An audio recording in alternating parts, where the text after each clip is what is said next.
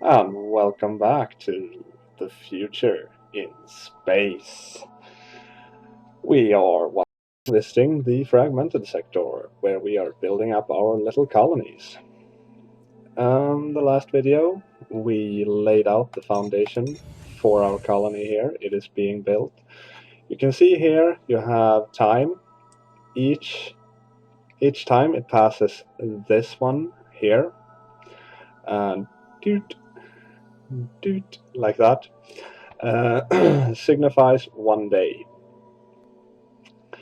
So we're just waiting for these guys to get built. I'm mostly waiting for this guy here, who will take 12 more days, so that we will be able to see more stuff. I am, however, going to introduce you to one of the characters that we have at our disposal. Disposal. There it is. This is Jane Fong, and I will allow her to introduce herself. I am Jane Fong, Federal Minister for Trade Relations. I also hold the post of Terran Ambassador for the fragmented sectors, and as such, I am your representative while your franchise runs its course. I do my best to ensure that the Terrans get a fair deal out in the sectors, although this is not always easy. Although I would not insult you by suggesting that you thought this was a soft option, until you have tried it, you have no idea how challenging it can be at times. If there is anything I can do to help, do not hesitate to ask me. Bear in mind also, however, that I am responsible to the Federal Council for the behavior of the Terran franchisees, and I expect that they will play their part in keeping our good name clear. I wish you the best of luck. So basically, she is our contact with the Federation. Now, one thing we can do with her is we can damage the reputation of the alien races by accusing them of trading with Mona, for one. We can also complain like a little whiny kid about different stuff. That was her introduction, so if we go back to her again. I am Jane. Right. Obviously, I don't remember this game completely. But oh, sorry about that. Once we've established contact with the other alien races, we should be able to talk to her and tell her about stuff. So we'll have to wait and see when we have found an alien race. For now, let's watch our shit get built. We've got our little mines here all set up. Now these mines are not going to start producing anything until that is finished. So here we go. This is our storage on Grimstroid here. You can see that we have a total of 600 units that can be stored in this storage silo. We currently have a total of 0 units stored here. That'll increase as time passes. We have our shipyard, our weapons facility, and our launch pad completed. So let's start building a scout ship. Here you can equip your smaller type ships. They are all built in the shipyard. We have combat eagles, we have assault fighters, and scout ships. And you can see their armor, their speed, build time, what ore you need to have in storage in order to build them, because you use the ore that you actually mine to construct all your ships. That's a good thing to know. We have the cost of them, so make sure when you're building ships that you have at least the cost of the ship in the vehicle's budget. And number of hardpoints, which you can see here. Now we could attach weaponry to those. We have at our disposal right now ion cannons, disruptors, napalm orbs, chaos bombs, vortex mines, lasers, photon cannons, and plasma cannons. Those are our weapons. And you can see by the icon here, the laser, photon cannon, and plasma cannon are ship-to-ship weapons.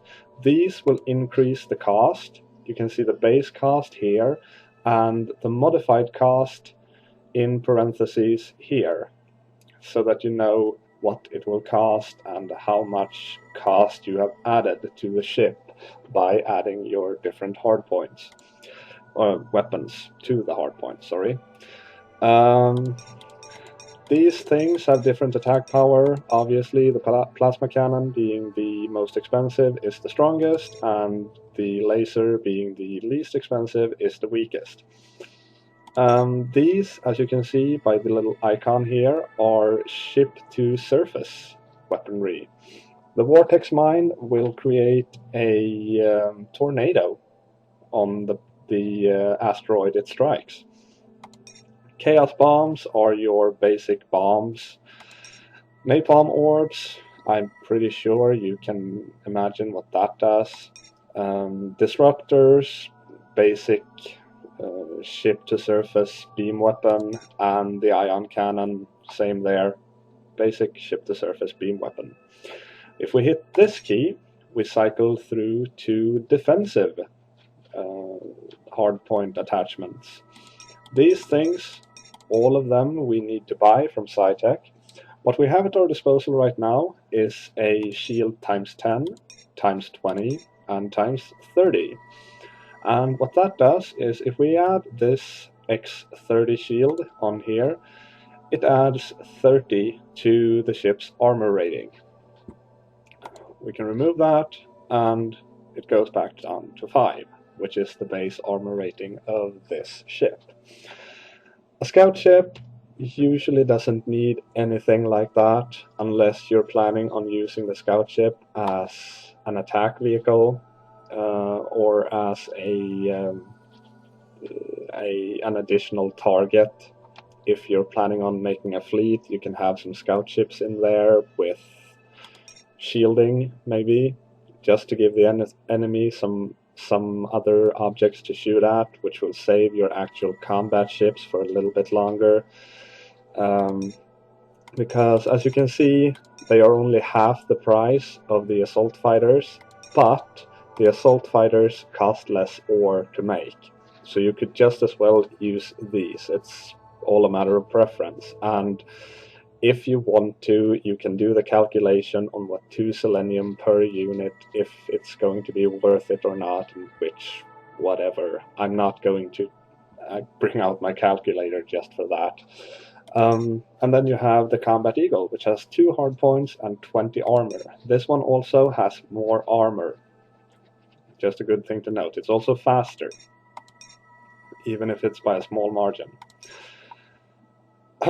Anyway, Combat Eagle, like I said, has 2 hardpoints. You could attach 2 plasma cannons, making it very expensive but very effective against other ships.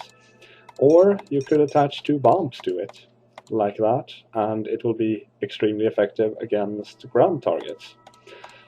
Or you could do a combination, like put a shield on one of them and napalm orb on the other. It's all up to you.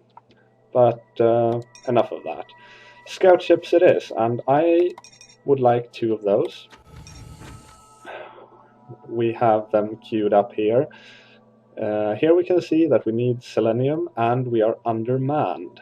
Now, the selenium deficiency is the reason the production is stopped. Once we get enough selenium, this will start producing. Since we are undermanned, however, it's going to take longer than it would if we had sufficient staff. Pretty logical. Here we can see that we are missing 27 people, and we are currently 15 people away from our maximum, which means that without this building, which just got built, what's it called? Residential thingy. Everything's a thingy. Don't question me on that. But without that, we wouldn't be able to have enough people here to operate all of the equipment and buildings and making sure that the colony runs smoothly. It's also good to note that your population, I think they actually do make an impact on your production of air, food, and water. So it's always good to make sure that you can at least get to a positive surplus. It's also good to have a positive surplus. You don't want to be too close to being just manned. You want to have at least a few people present. People can get sick. They can rebel. Lots of stuff can happen that makes your colony's population decrease. War can happen as well. As for power production, we're doing pretty good. We are using less than we're producing, so that's fine for now. And we have our sensor array.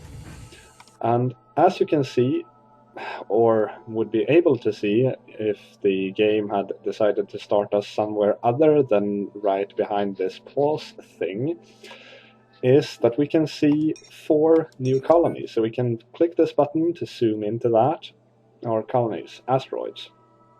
And these are moving in different directions. We should be able, there we go. That one's moving sort of this way, that one's moving downwards. I think those 2 are stationary. That one is going to be close to that one. And we have received a bonus of 159,000 credits from the Federation. Apparently, I'm doing a good job. This is one of the random events that can occur. This is one of the positive ones, and there aren't that many of those. So I'm happy with what I'm getting right now. I'm happy with what I'm getting. There are some of them that can be quite bad. What I want to do right now is start a new colony, and I think I want that one. MIA 3, 4. Oh, they are moving on a collision course. I don't like that. This is gonna be tough. You there. Colonize. I think that one's our safest bet for now. No, it's not. That one is. Colonize that. This button is colonize, by the way. This one is go to asteroid, join fleet, load and unload missiles. You can use these as transport ships. Load and unload ore, or show cargo. And you can also cancel order, rename the ship, and this returns you to the menu, or leaves this current menu. We can also queue up different orders for this ship. Right now it is set to start a colony on TNY892. After it's done with that, I want it to go back to Grimstroid and refuel. And there we go. That ship has its orders. We can go out to the asteroid viewing screen and we will see the little ship moving around and going to start the new colony. Now, I have no information about this asteroid, so I have no idea if it's going to be worthwhile or not. But for now, I really need another colony as quickly as possible. And now that this... Warning. Yes, I know there's a proximity warning. Now that this one has started constructing, we have a survey on what we can expect to find on this asteroid. So we click this button, and there's quite a lot of it actually. This was a good choice. I mean, it's not the best one. There's very little dragonium and Corellium, but these two, it's an okay amount. I mean, you can have up to 200-300, I think. But this one, holy shit, 900 units of selenium, 599 crystallite. This one's worth it, definitely. So once this one is built in 37 days, it'll take 40 days from starting the colony to completion of this one. Once that's built, we can start building up a second colony, start mining here, and hopefully we will have more ore available once the transport comes. And that reminds me, one building that I forgot to build on this asteroid is the command center, the nerve center of the colony. Specialist staff monitor enemy activity and control your fleet. It's also where we can find useful information about the Federation and the transport. So we're going to need that. That one is building. One thing I'm going to build on this is actually a gravity nullifier. That colony is going to need it. Might even need You it have on here. a new message. Look at that. So the Federal transport will arrive at Grimstroid in 30 days. Select a new target asteroid if required. So we could do that if we had several asteroids and we wanted to trade something else for it. Later on in the game, it can be a good idea to buy the ore teleporter from SciTech, and you can make one colony basically only have, you know, people to man the stuff and lots and lots of resource silos and an ore transport, and just teleport all the ore over there. But if you want to choose a different target for it, you click the target button here, you click the asteroid you want it to go to, and then just confirm. So in 30 days we will have a visit at Grimstroid, and this will be done in 18 days.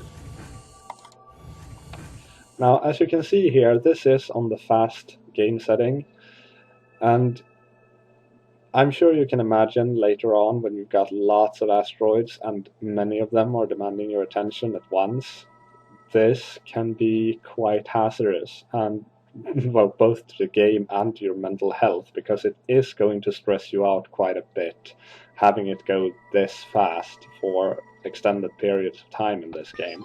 You have a new message. And there we go. This is the final warning, or the message that the Federal transport will arrive. You get two, as you've seen. You get one when it's 30 days and one when it's 10 days left. We don't need to do anything else about that, so we're just going to delete that message and keep on going. That one is nearly complete. It is completed now. So the first thing we need to do, wait one more day to get the information here. We've got 3 radiation here. So this colony also should only need 1 radiation filter. So we're gonna start building. Warning. I know.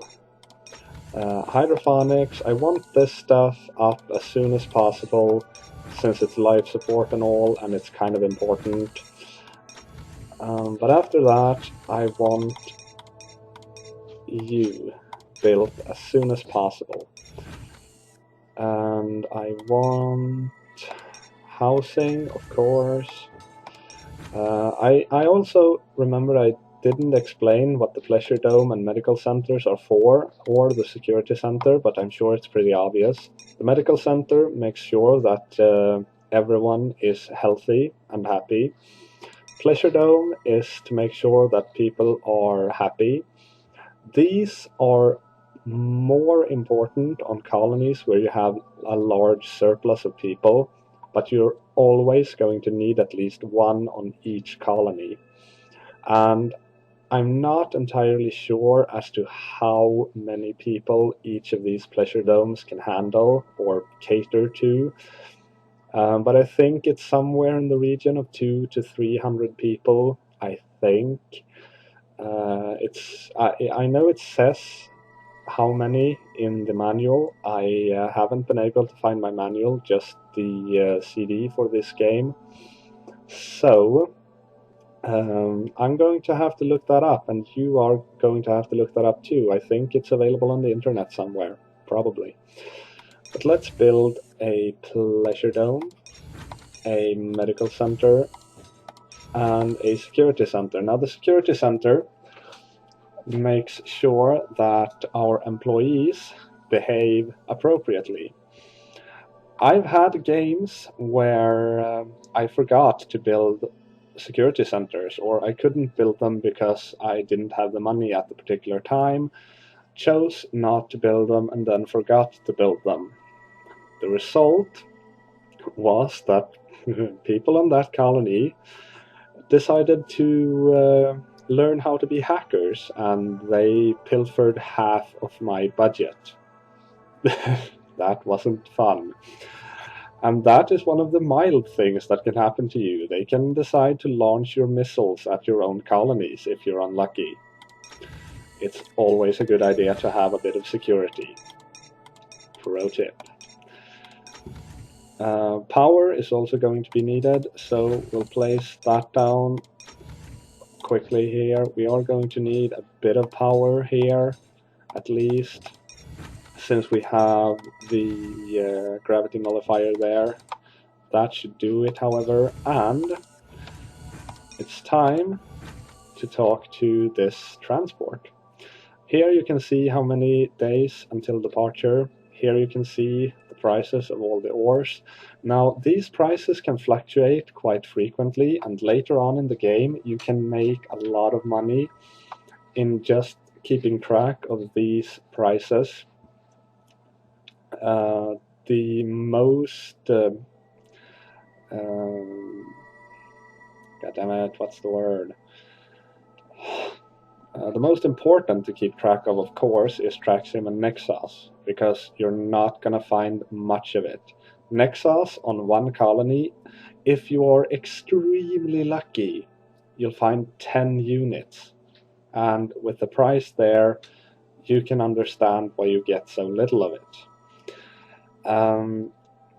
Thing is, the price on Nexus can fluctuate from 100,000 credits per unit up to 250,000 credits per unit. Right now would not be a good time to sell. Acciyn, I think, can go up as high as 120,000 or somewhere in that region, so that wouldn't be a good idea to sell right now either. But since this is the very start of the game, we are in need of money in order to be able to expand anything whatsoever. We need money to make colonies. So we're going to sell everything we have. The transport will give us warning 10 days before it departs. Here you can see the ore prices even when the federal transport isn't here, if you want to keep track of them. And you can build a star docks. Accesses the star dock construction screen. If you don't have a star dock, then this button lets you build one. Otherwise, this button will let you build ships in the space dock. Space dock, not star dock, sorry. It looks like this. It has 4 hard points. It acts as a defensive structure for the colony. It's always best to have a bit of anti-ship weaponry on it. We're not going to build it because it costs a lot of money and quite a bit of plutonium and dragonium as well. But it's good to have, and it allows you to build capital ships. So we are going to build one at some point, just not yet. Okay, so now that we've done that, we go back to our new little colony here, and we build a storage tower. Could have that there, and we start building our mines. Like so, and our smaller mines there. Warning. Whoa! A weapons factory on Colony Asteroid Grimstroid has exploded due to the carelessness of a worker. There's one of the things that aren't so funny when they happen. Yeah, I told you there was going to be a few random events, and this is one of the bad ones. We're going to have to rebuild the weapons factory on Grimstroid.